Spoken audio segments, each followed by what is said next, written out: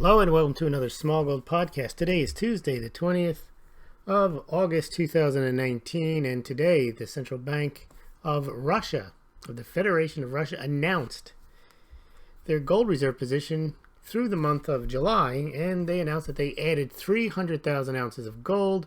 That is equivalent to approximately 9.33 tons. That brings their overall gold hoard to over 2,183 tons. Now, if you recall, last year, the Central Bank of the Federation of Russia added 271 tons of gold to reserves, and that was indeed a record. And since June 2015, Russia has added over 936 tons of gold. In addition, overall Russian reserves, just general foreign reserves, rose this year from 475.9 billion to well over 519 billion in July. Russia's gold reserves are now worth nearly $102 billion. Those 2,200 or 2,183 tons are worth over $100 billion, and they constitute almost 20% of the overall foreign reserves of 519 billion.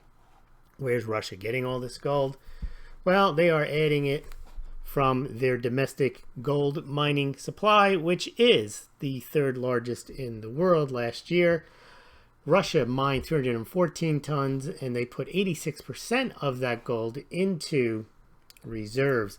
Now let's take a look at some of the charts that I prepared for you, kind of going through what we're just discussing here, showing the prodigious amounts of gold that Russia is and has been adding. I would note that the reserves that they added in July were down just a little bit, but still a decent amount. Let's take a look at the monthly amounts first. I'm keeping this chart since 2014. You can see 300,000 to the far right in July.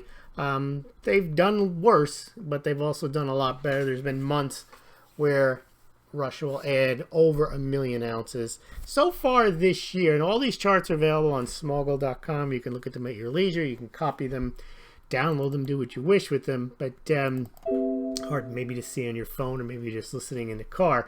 But go to Smaulgld.com, and there'll be a link below this BitChute and YouTube to this particular blog post, and you can check out all the charts. So that chart was just showing the monthly gold reserves.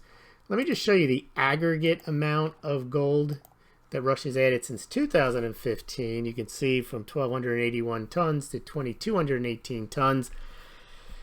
That's almost 1,000 tons. That's 936 tons. That's a lot of gold. And where does that put Russia in the league tables with other central banks? Well, they are fifth. But they are the one country on the move, even more so than the People's Bank of China. In fact, a couple of years ago, Central Bank of Russia passed the People's Bank of China's gold reserve standings. They flipped from 6th to 5th, and they are now in 5th place.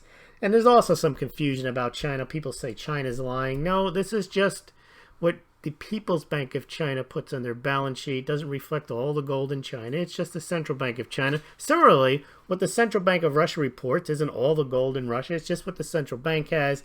And another way of looking at it is if you go to this chart, you can see this is the top 10. It includes the IMF, so you got 11 entrees there. But India, the Central Bank of India, only has 620 tons, and all estimates range from 18 to 25,000 tons of gold in the country. There's a bit of a story somehow that China's lying, they're hiding their gold reserves. I don't think so. I think they've got their gold in other places in the country.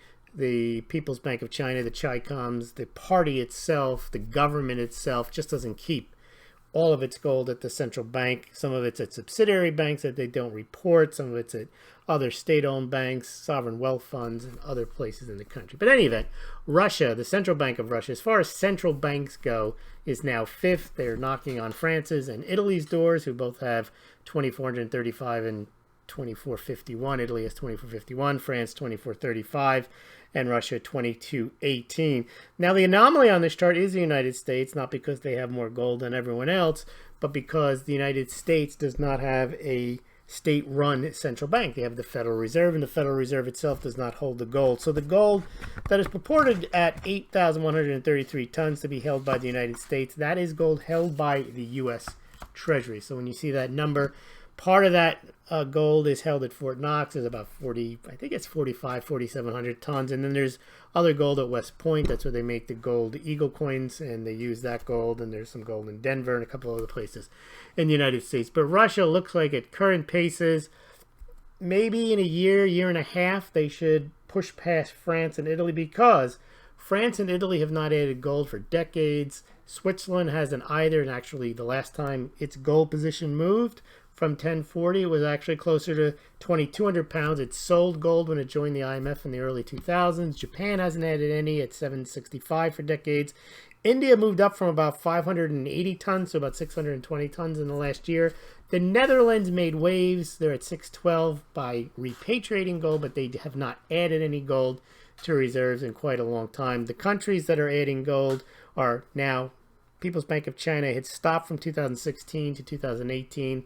Last 6 months, they've added about 10 tons of gold each month. Russia, obviously, adding a couple of hundred on average tons of gold a year since 2015, is now at 2218.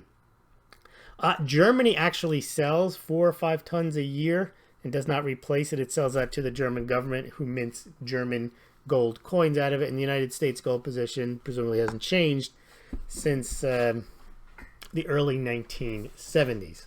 Other countries adding gold not in the top 10, mainly Kazakhstan and Uzbekistan. They are adding gold from their own gold, really nascent, but building up a very big gold mining production. They're cracking the top 10, those two countries, and starting to exploit their natural resources.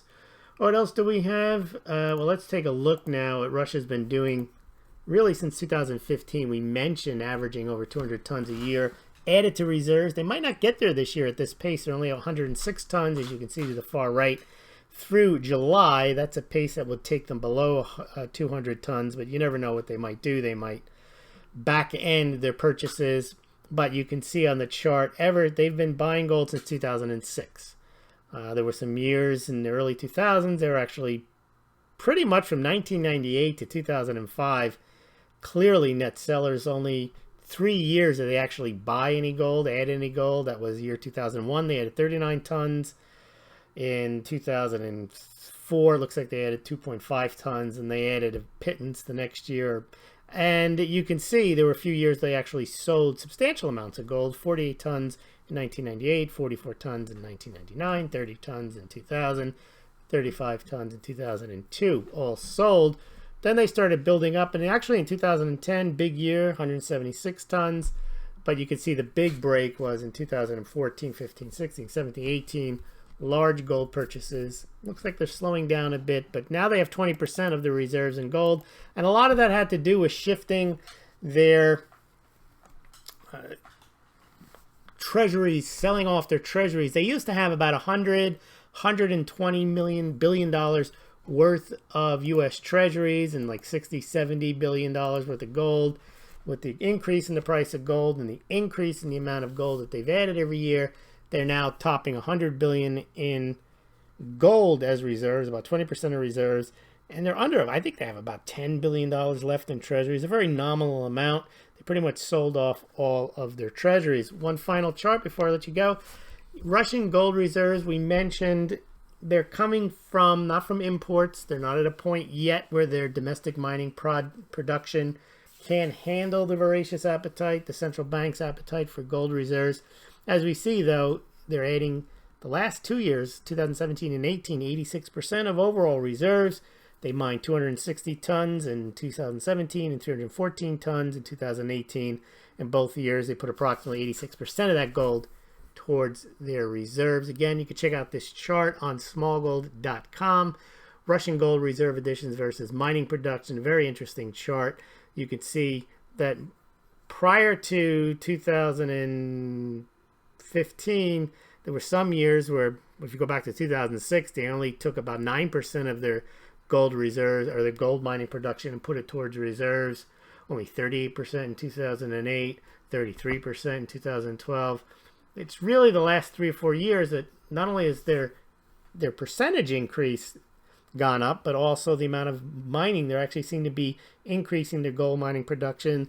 They've, in recent years also, they have some joint ventures with Chinese companies to mine more gold, and they also agreed late last year to sell some of their excess gold, not just to China, but to India. But I'm not sure production is big enough to handle it. And that may be why we're seeing lower gold reserve additions this year. They may be selling some of their gold. We know they're selling some of their gold to China and India, and this is the year that they're beginning to sell to India, and perhaps India is taking a bite out of what they're able to keep. But let me just, one last chart, sorry. Russia, we think Russia's adding a lot of gold, and they are, but look at India. This chart shows Russian central bank gold reserves versus Indian gold imports. India imports 3 to 5 times the amount of gold that Russia actually adds to reserves, and India has pretty much no domestic gold mining production. They got to import all of it. And you can see some years they're at 900 tons of gold coming in. And this is with the Indian government slapping a 10% import duty on it. The jewelers paying a 5% goods and services tax on it. This doesn't include, obviously, we don't know the official smuggling numbers because they're illegal. So India definitely pulls in a lot of gold, and it dwarfs the amount of gold that Russia adds. And we talk a lot about Russia, but that's central banks. I mean, this is the country of India, not the central bank of India. So obviously 1 billion Indians, lots of rural farmers, lots of demand for gold out there in India. All right, I want to thank you very much for joining me today. If you enjoyed this podcast, please consider becoming a Smaulgld subscriber.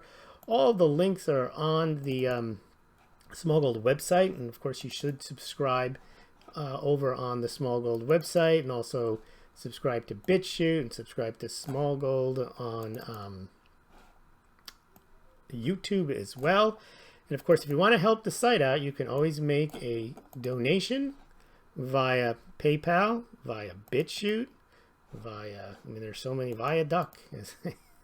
There's many ways to donate. You can donate via, I'll put the screen up here for you, Litecoin or Bitcoin. You can hold your phone up to the QR codes and donate via Bitcoin or Litecoin. And I do appreciate my patrons. We're almost at 20, I think. We've got 3 Subscribe Star. I get PayPal donations from time to time. Very generous donations, very generous Bitcoin, Litecoin, patron, Subscribe Star. And also you can support Smaulgld by buying your gold or silver through the Smaulgld links at Golden Eagle Coin, Money Metals Exchange, and SD Bullion. You click on those links below this video, BitChute or YouTube, or on the Smaulgld website, and you'll be taken to those sites, and you'll pay no more, no less than if you visited those sites directly. But Smaulgld gets a small commission, and I thank those people who do indeed purchase their precious metals that way. It does help the site out. I do get a small commission. And also you can support Smaulgld the old-fashioned way by, you can send a check, you can send cash, items of value, personal notes to Smaulgld LLC, P.O. Box 714, Dover, New Hampshire 03820. And the other way you can support Smaulgld and help yourself is you can buy yourself a Smaulgld mug, game-changing mug, either the Super Classic, the Classic. We've got beer steins. We've got all types of Smaulgld products. And people love to take pictures of themselves with their Smaulgld mugs and also with their pets. We even have pet bowls, so there's plenty of Smaulgld merchandise. Look at those, they're very nice looking beer steins and beer mugs. So please check them out. Just go to smaulgld.com, and all the links for these items are also below this BitChute and YouTube. I want to thank everybody, and we will see you soon.